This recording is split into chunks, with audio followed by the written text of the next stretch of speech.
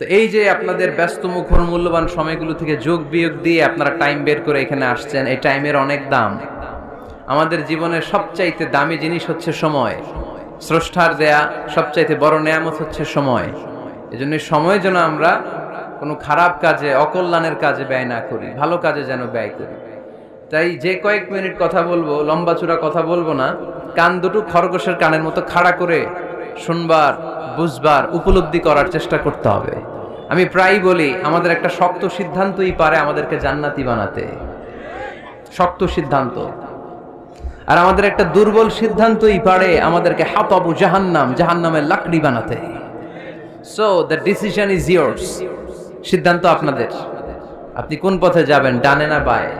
ডানে গেলে জান্নাত, বায়ে গেলে জাহান্নাম। তো কোন দিকে যাবেন? কোন দিকে?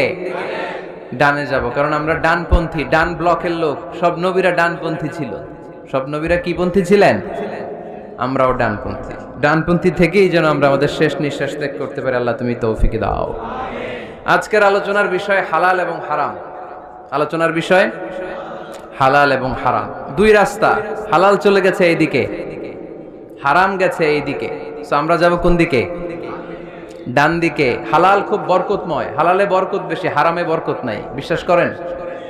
1 কোটি টাকা ইনকাম মাসে। কয় কোটি? এরকম লোক আছে না কসবায়? বাংলাদেশে আছে না? 1 কোটি টাকা ইনকাম, কোটি টাকা ইনকাম তার। কিন্তু বছরে কোটি কোটি টাকা তার ইনকাম, 1 মাসে ইনকাম 1 কোটি টাকা।